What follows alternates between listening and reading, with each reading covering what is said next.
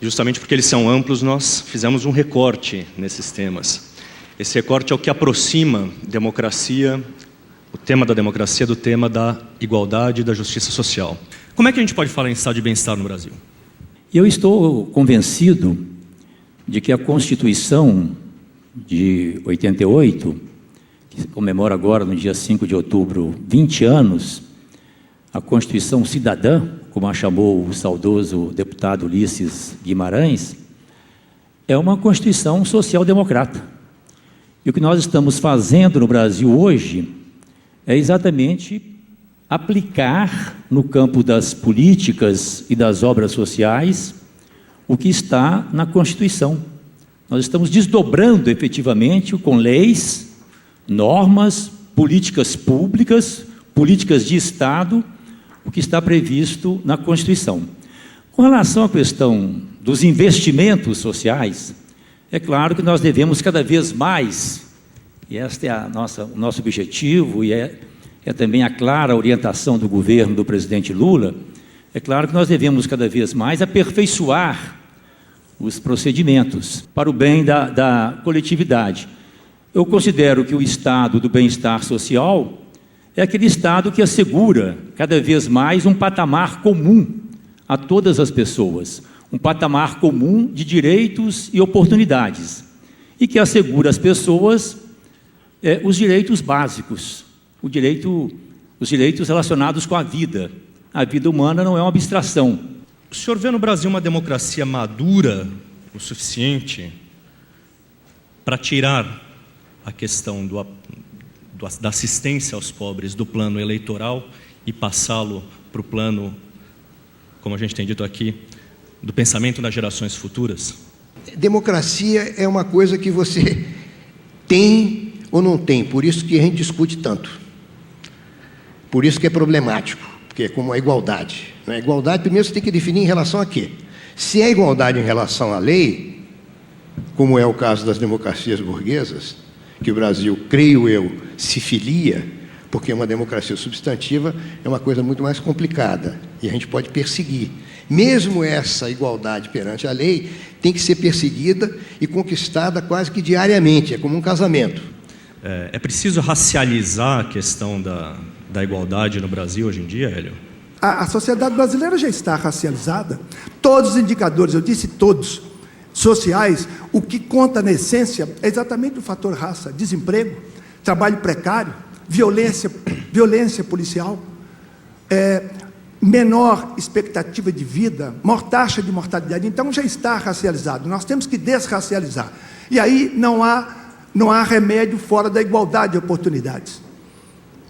A igualdade é o ideal. Quem conceitua bem igualdade não é nenhum filósofo, é o Akoff. O Akoff, um cientista da administração, ele diz que ideal é algo que você pode chegar sem limite. Então, nós temos que ter o ideal, esse Brasil que queremos ser, nós temos que pensar em igualdade de oportunidades. Faz sentido racializar também esse tipo de política? Como é que isso se faz? Como é que vocês, que gerem políticas públicas, pensam essa questão? Dentro desse contexto mais amplo, a questão racial, especificamente em relação aos negros, aos afro-brasileiros, deve ter uma atenção especial, sim. Se nós seguimos nessa lógica da particularização, vamos aprofundando cada vez mais essa lógica, nós não estamos perdendo de vista o Brasil como um todo, nós não tendemos a criar cisões. Pelo contrário, eu acho que essas políticas focalistas vão permitir a integração. Quando me perguntam se eu sou favorável às políticas de cotas, no governo Fernando Henrique Cardoso, eu coordenei um grupo que colocou esse tema em debate. E eu me coloquei contra. Eu dizia que nós iríamos esbarrar em 4 assuntos que acabaram se confirmando. Iria se discutir o mérito, imagine discutir mérito numa sociedade com assimetria, onde você tem Noruega e Biafra junto. Iriam depois colocar a questão de identificar quem é negro, quem não é negro. Mas o Thomas Kilmore, que participou daquele encontro inicial conosco, já resolveu esse problema. Se a elite brasileira, as elites como todos, se os intelectuais, se os políticos não conseguem identificar quem é negro, chame a polícia. A polícia nunca teve dificuldade de identificar. Ele já tirou, pelo menos esse tema. Outro assunto que foi colocado na ocasião era a questão além da questão do mérito, se colocava também a questão da qualidade, não é isso? Eu quero discutir a qualidade integral.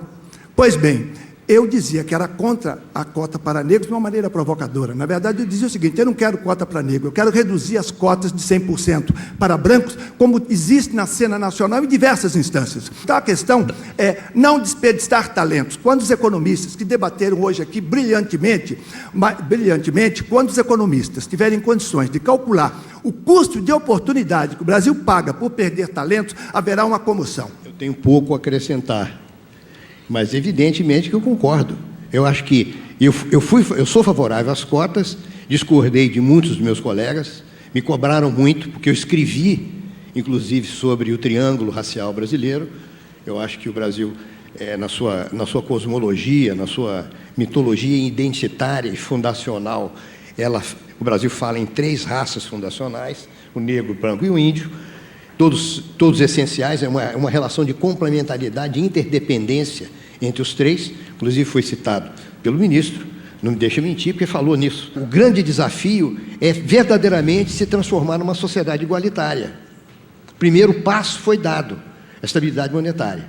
A moeda é um elemento fundamental para que você possa se representar como um igual. Agora, não é bem racializar, é a questão da igualdade. Como é que você transforma uma sociedade aristocrática, na qual a desigualdade era um valor, numa sociedade igualitária? O dado positivo das cotas é você, no fundo, discutir a questão da igualdade. Por que se fala tanto em inclusão social quando se dá dinheiro para pobre e não se fala em porta de saída? Ou vamos ter que esperar até 2010, quando então não há perigo de alguém perder a eleição, porque falou em porta de saída do Bolsa Família, Patros?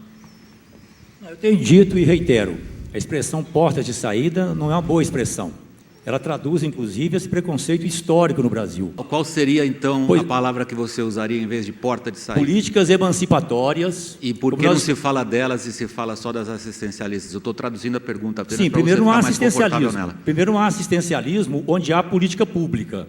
Essa equação, esse axioma do ministro entre política pública, por definição, não é assistencialista, eu não concordo. Eu acho que tem sim, não só assistencialismo, mas tem a política pública eleitoreira, desenhada para isso. Eu acho que tem. Exatamente por isso que eu falei. É claro que os argumentos iniciais foram argumentos praticamente, eu diria, até sem provocando, mas sem querer, evidentemente, ofender, mas argumentos bastante fortes. Porque quem é que vai se colocar contra você dar comida para quem tem fome? A questão é a medida. O Obama, na verdade, cresceu e fez sua carreira política tratando de evitar ser tratado como negro. Ele não fez uso das políticas afirmativas que estavam à sua disposição até estudar na Escola de Direito de Harvard. E aí a pergunta é a seguinte: em vez de cotas raciais, não seriam melhores cotas sociais? Não. As cotas sociais, elas vieram e estão acontecendo, William, como um subproduto das cotas raciais. Quando nós colocamos no governo Fernando Henrique que era necessário política de ação afirmativa para negros, imediatamente entendeu-se que, no caso da universidade, os alunos não negros que vinham dessa escola tinham também direito. Em todas as universidades, um dos reitores que está aqui hoje presente é o reitor da Universidade Federal da Bahia. Em todas as universidades que adotaram cotas para negros, adotaram cotas sociais, ou seja, esse pleito racial acabou trazendo esse subproduto. No Brasil não dá para trabalhar dessa forma. Muito obrigado, ministro. Muito obrigado, Roberto Mata. Pedro Santos. Boa tarde.